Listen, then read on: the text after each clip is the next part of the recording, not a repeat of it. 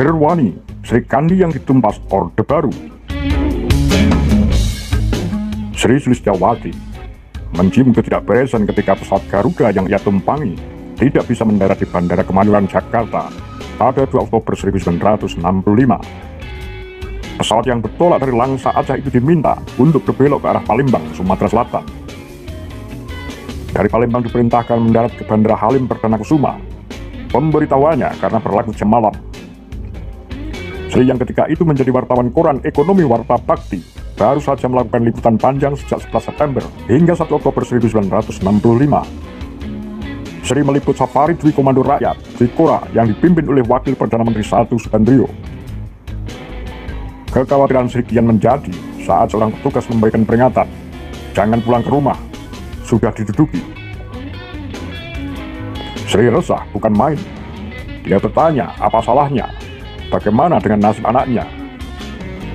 Tanpa berbekal informasi yang jelas, Sri menuju rumahnya di Bungur Besar, Jakarta Pusat. Situasi Jakarta sunyi dan mencekam. Saat berjalan ke lokasi rumahnya, seorang tetangga mencegat, memberitahukan Sri dicari-cari dan rumahnya telah disegel pasukan militer. Untung saja anaknya diselamatkan tetangganya. Sri lalu berjalan menuju rumah mertuanya di Sunda Kelapa, Jakarta Utara, menembus malam yang sunyi dan dingin. Dia memilih menelusuri gang-gang sempit untuk menghindari patroli malam. Belakangan, Sri mengetahui dia dikaitkan dengan peristiwa penculikan dan pembunuhan 6 jenderal dan 1 perwira Angkatan Darat yang dilakukan kelompok bernama Gerakan 30 September. Sri menduga dia menjadi sasaran karena kedekatannya dengan Soekarno, serta aktivitasnya membantu mendirikan Gerakan Wanita Indonesia Gerwani di Jakarta. Ketika itu, pemberitaan berbagai media, terutama Bete Yuda dan Angkatan Bersenjata milik militer, menyebutkan Gerwani ikut andil di balik kematian para perwira Angkatan Darat. Gerwani disebut-sebut mencungkil mata dan menyilati para korban. Sri pun memutuskan kabur dan menitipkan anak kepada mertuanya. Dia memilih tetap di Jakarta dan menyambung hidup dengan berdagang cabai, bawang, dan tomat di Tanah Abang, Jakarta Pusat. Namun penyamarannya terbongkar pada 1968. Dia ditangkap pasukan Batalion Lintas Udara 18 di Blitar, Jawa Timur, 18 Juli 1968. Sejak itu, Sri melewati masa panjang menjadi tahanan tanpa diadili. Berbagai siksaan dialami selama di penjara.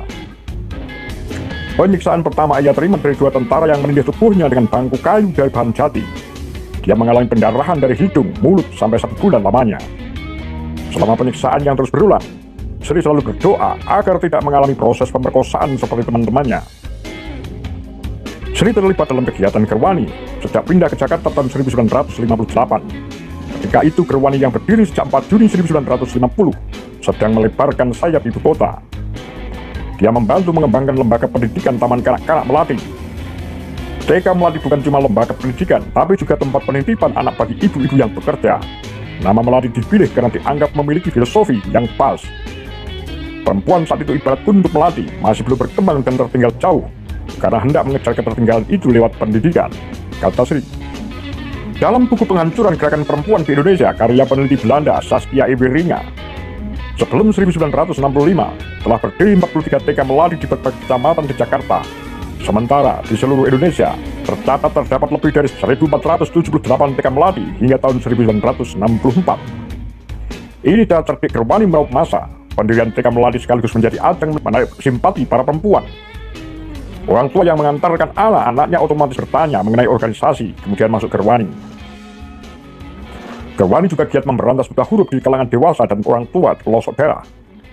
Tina adalah salah satu ex-Gerwani yang aktif memberantas buta huruf di Blitar. Guru SD itu mengajar warga yang buta huruf setiap sore. Dia melakukannya dengan sukarela tanpa bayaran. Setelah masa penjajahan masih banyak rakyat yang buta huruf, dan aktivis Gerwani bekerja untuk memberantasnya. Kata Tidak yang berhasil meloloskan diri dari kejaran aparat dan bebas hidup di luar bui. Pada akhir pekan, para aktivis Gerwani menjalankan praktek turun ke bawah turba yakni mengunjungi masyarakat untuk melaksanakan berbagai kegiatan sosial. Ini pun tanpa bayaran. Para anggota Gerwani kerap mengeluarkan biaya sendiri untuk ongkos perjalanan. Ketika turba, Sri sendiri memiliki pengalaman tentang tanaman herbal. Biasa berdiskusi dengan dukun beranak di kampung-kampung.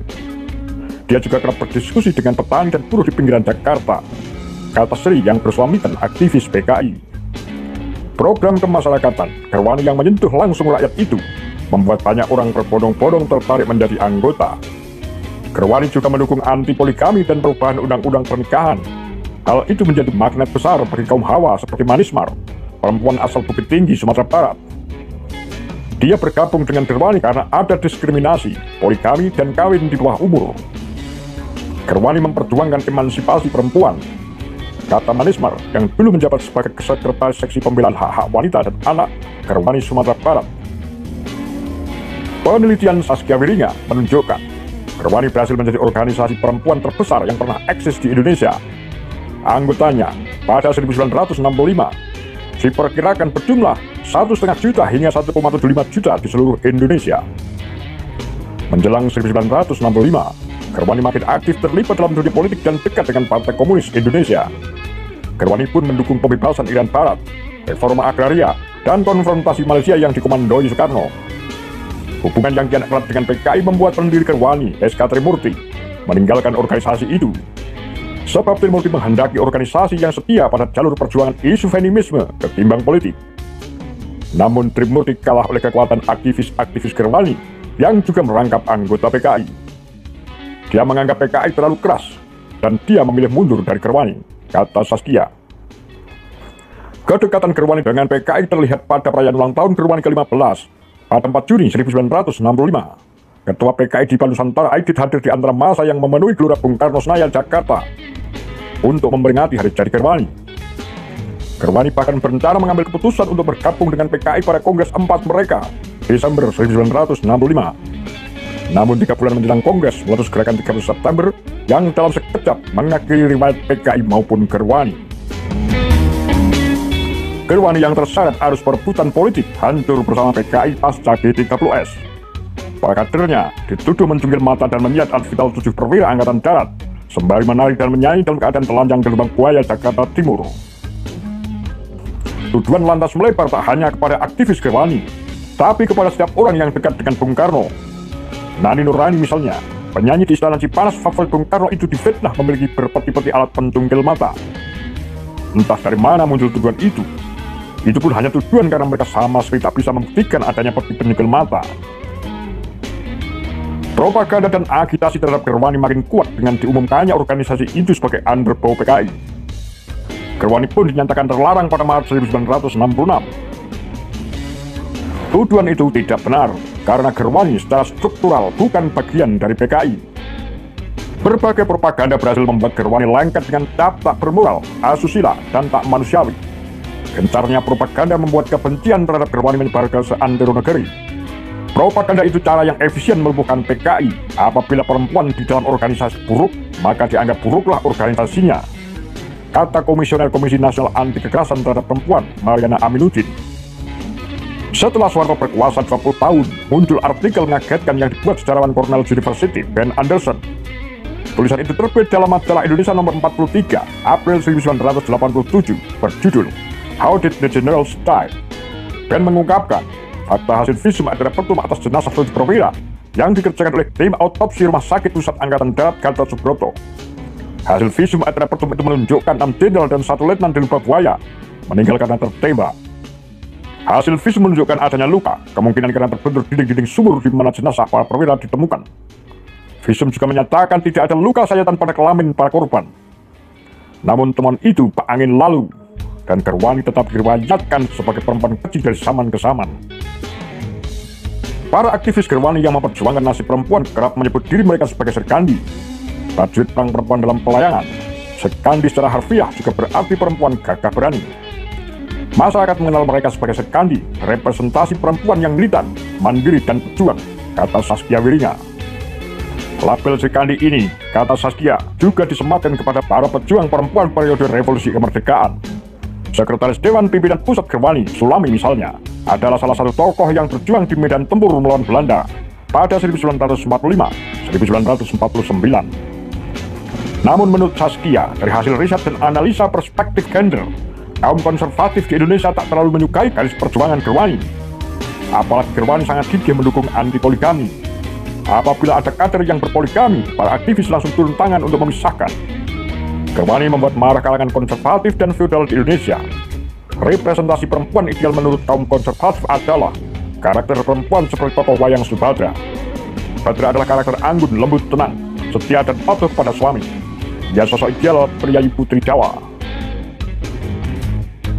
Langkah Gerwani memasuki wilayah yang selama ini dianggap milik laki-laki menyebabkan ketakutan di kalangan tradisional dan konservatif, sehingga menyediakan ladang subur bagi kampanye Soeharto pada 1965. Maka gerakan perempuan pada masa Orde Baru mati suri. Di bawah Soeharto, pengawasan melekat diberlakukan kepada organisasi perempuan.